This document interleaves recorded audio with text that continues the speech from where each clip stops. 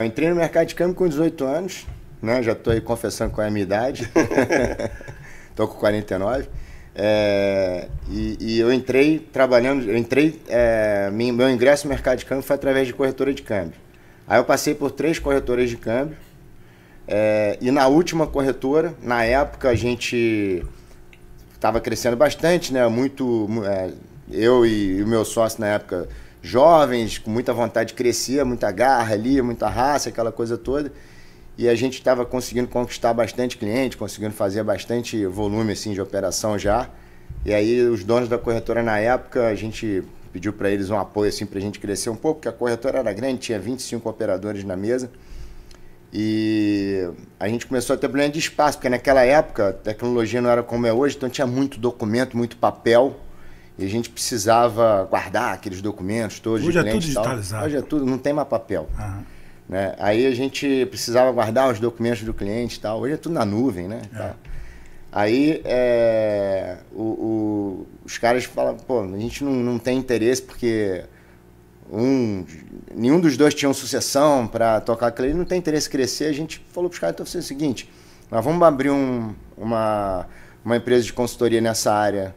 E aí um de nós vai e o outro fica, tudo bem? Vocês apoiam, vocês dão essa oportunidade pra gente e tal, e porque se der certo a gente vai embora. E se não der a gente volta. Só que aí um fica aqui segurando o nosso lugar. E assim foi, eles deram um baita apoio, são meus amigos até hoje. Só não tenho mais relacionamento profissional com eles porque em dezembro do ano passado em dezembro do ano passado acabou nossa relação profissional com eles, porque eles venderam a corretora para o BTG Pactual. Se deram bem também. Se deram bem. Mas até ali a gente ainda tinha operação com eles, para você ter uma ideia, porque a gente continuou operando, fazendo algumas operações com eles ao longo desses anos todos, de tão boa que era a relação. Mas aí a nossa empresa, graças a Deus, deu super certo. Né? Na época eu tinha um sócio que ficou comigo durante 4, 5 anos, depois ele acabou resolvendo ir para outras áreas aí, e aí eu comprei a parte dele e fiquei sozinho na operação de câmbio e vem trazendo... Mas era esse cara que saiu contigo da corretora? Esse cara que saiu comigo na corretora. Nós que empreendemos juntos ali e tal, montamos a operação juntos, eu e ele. Só que aí, um dado momento, a gente começou a pensar um pouco diferente, e amigos de infância, resolvemos cada um seguir seu rumo, e eu fiquei na operação de câmbio e ele não. E eu trago ela até hoje comigo. Cara, que legal, uma história bacana, né? Porque são muitos anos, não saiu mudando de mercado, entrou ali e seguiu. Porque assim, a vantagem é que na época eu cheguei a operar interbancário de câmbio, que era o mercado de operação entre bancos e tal, que depois ele migrou para São Paulo, né? Então assim, tinha muita mesa de operação de câmbio nos bancos no Rio, e aí encerrou a operação no Rio, os bancos começaram a ter um interbancário, tudo concentrado em São Paulo. Então, naquela época, muitos foram para morar em São Paulo, da minha área, e a gente não precisou fazer isso porque a gente já tinha as duas vertentes na operação, tanto a operação de interbancário quanto a operação de cliente, né? Que é você atender o cliente. Na época, direto. Exatamente. E na época, assim, muito foco em pessoa jurídica, né?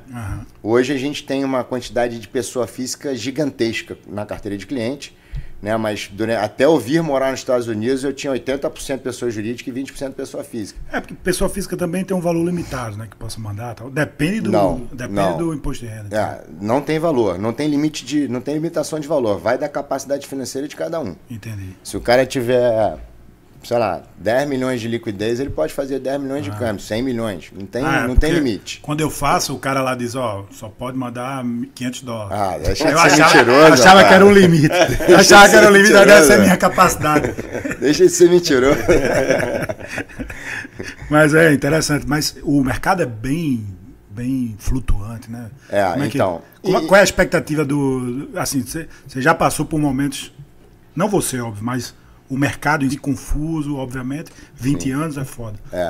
Mas é melhor para o mercado o dólar lá em cima ou o dólar lá embaixo? Aí depende, né? Porque para muitos é melhor o dólar mais alto, para muitos é melhor o dólar mais baixo. Eu acho que o ideal é ter um equilíbrio nisso, tá? Para atender uma normalidade. Uma normalidade e tal. Para mim, a operação...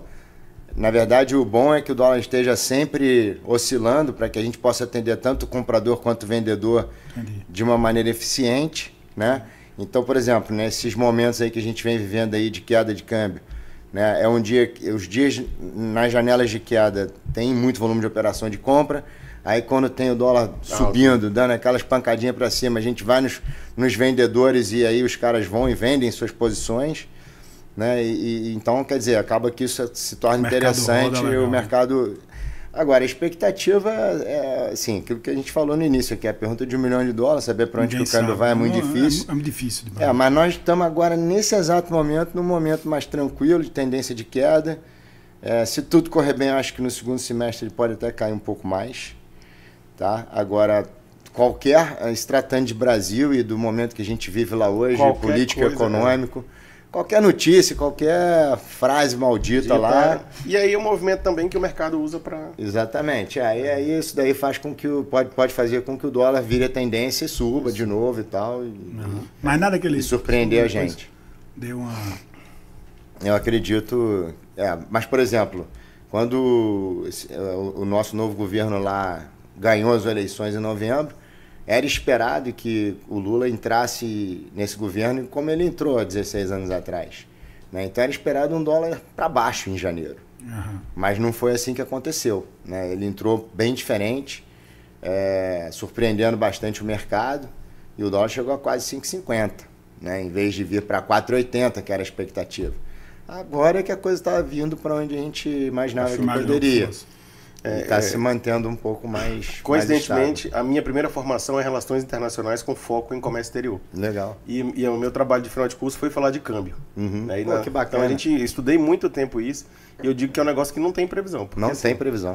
Não tem previsão. Às vezes quando eu pego lá, deixa eu olhar meu trabalho aqui, qual foi as besteiras que eu falei que aconteceram depois, né? Porque é um negócio difícil, cara, pra você entender assim. E dá certinho, combina. As besteiras, isso aqui realmente acontece. E a gente tem essa fragilidade política no Brasil hoje, que aí quem está no mercado ganha dinheiro com isso também. Exatamente. E assim, a gente realmente é alto risco você apostar no câmbio, é um mercado de alto risco. É óbvio que os nossos clientes todos os dias perguntam pra gente: o que você acha, cara? Eu preciso mandar $200 mil que eu comprei uma casa aí.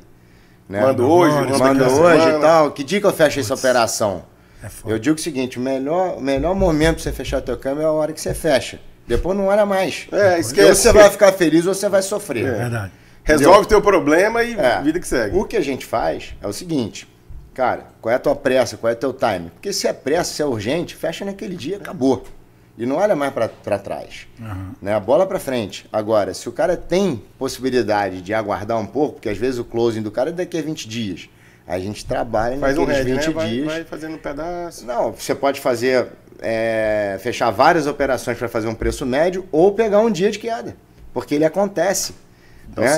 Oscilou, baixou. A gente tem um sistema que a gente chama de radar de taxa, que monitora as taxas, monitora quem é o cliente que está na expectativa ali de comprar num preço X, e aquilo ali o nosso sistema já avisa pra gente, aí alguém da minha equipe vai em contato com o cliente e vai falar: olha, chegou no teu preço, vamos fechar. Ou se às vezes que a gente também tem as operações encomendadas, os caras falam: bateu 4,90, tu fecha aí tanto pra mim. Aí a gente já deixa o setup dessa operação pronto e bateu lá, fecha. É tipo, ações é assim também, né? O cara mas mas é um pouco diferente, porque no nosso caso a gente deixa a ordem na mesa do banco. Entendeu? A ordem foi dada, né? Eu deixo a ordem com a mesa do banco. Mas quando você compra na banca também, você bota o preço e deixa. Aí ele roda, no site você pode deixar. Você pode deixar. Ô Marcos, como é que é quando você, numa operação dessa, qual é a incidência de imposto? Como é que é o modo legal? Assim, eu vou comprar $1.000. O que eu pago por isso? O que é comissão? O que é imposto? Tá, vamos lá. Então, assim, na verdade, o câmbio no Brasil, a legislação é muito extensa, né? Existem uma quantidade bem grande de naturezas de operação de câmbio, que vai desde um fechamento de câmbio de importação, exportação, remessa de dividendos, recebimento de empréstimo, recebimento de investimento. Então, assim, eu acho que seria mais interessante aqui a gente tratar de uma forma mais focada no brasileiro, por exemplo, que tem interesse em mandar dinheiro para cá, seja para investir, para se mudar, para comprar um imóvel, que aí a gente resume consegue entender um pouco mais do cenário. O cenário, porque é o que eu estou te falando. Por exemplo, se você for falar de diversos tipos de natureza, cada natureza tem uma tributação diferente, umas não tem tributação, outras têm. Se você vai pagar serviço do Brasil para o exterior, tem imposto de renda no fechamento de câmbio, etc. as naturezas que são mais utilizadas para os brasileiros que estão aqui como nós, são 4, né? E aí você tem só um imposto que incide, que é o IOF, e que geralmente é 0,38%, um dos casos é 1,10%. E aí eu explico. Quando a transferência é entre pessoas físicas de mesma titularidade, né, ou seja, o cara tira o recurso do nome dele no Brasil e traz o recurso para uma conta em nome dele aqui. E ele é residente fiscal no Brasil ainda, tá? Seja uma pessoa física que mora no Brasil ou que mora aqui e manteve sua residência fiscal lá, ele vai pagar nessa operação 1,10 de IOF. Tá? O único tributo que tem é esse. Tarifa é uma coisa que aí é negociado com cada instituição financeira. Hoje, a maioria das operações a gente trabalha com isenção de tarifa, tá? Porque a rentabilidade da operação vem de uma margem que a gente chama de spread, que é em cima da taxa do câmbio comercial do dia, que gira em torno de 1%. Aí, dependendo do tamanho da operação, a gente negocia um pouco melhor ou não, enfim, aí vai de caso a caso, né? Mas esse é um caso. Aí o outro caso, que também é mesma titularidade e paga 0,38% de IOF, né? É quando o cara faz uma operação que a natureza é transferência de patrimônio. Quando que ele pode utilizar essa natureza? Quando ele fez a saída fiscal do Brasil. Então ele veio para cá, se mudou para os Estados Unidos, por exemplo, e deu baixa na residência fiscal lá. Fez a declaração de saída definitiva, informou a Receita Federal que a partir de tal data ele não é mais residente fiscal no Brasil. Cancela o CPF lá. Não é que ele cancela, não. Ele troca o CPF para não residente. Tá? O CPF dele sofre alteração de residente para um CPF de um não residente.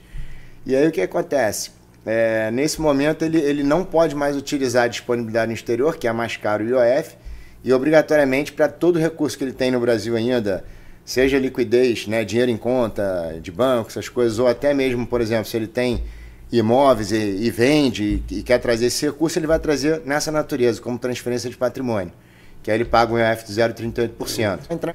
Outra natureza que é muito utilizada é a compra de imóveis, né, que a gente chama que é a aquisição de imóveis, né? Muitos brasileiros hoje que moram lá e aqui investem em imóvel aqui. Uns morando lá investem aqui para ter uma casa de férias, ou para dolarizar o patrimônio. Dolarizar o patrimônio. Hoje tem tido muito isso, né? O cara que não está nem preocupado com casa de férias, ele compra mesmo porque quer dolarizar, quer botar um recurso em moeda forte aqui e tal, aquela coisa toda. E aí, nessa operação, a gente também consegue trabalhar com IOF de 0,38%.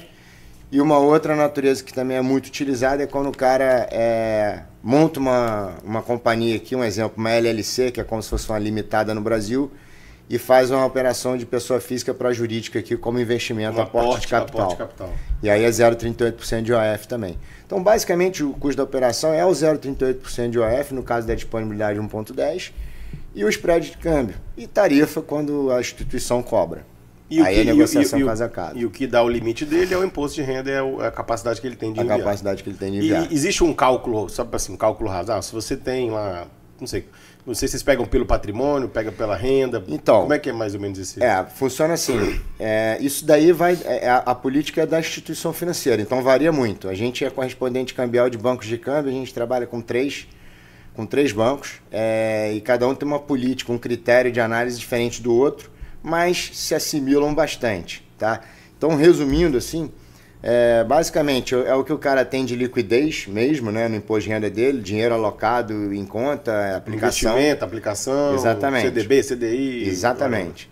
É isso, e às vezes, aí tem banco que dá também, além do que ele tem de liquidez, dá um limite um pouco maior, assim, pega e dá mais 30% do patrimônio do cara, né? Já tive épocas que tinha banco que dava até 70% do patrimônio do cara de limite e tal, mas hoje fica muito mais focado no que ele tem de liquidez, mas isso não é um problema. Por quê? Porque, assim, o importante que o cliente tem que sempre estar atento é que ele precisa transacionar recurso declarado, tá? Se não indica...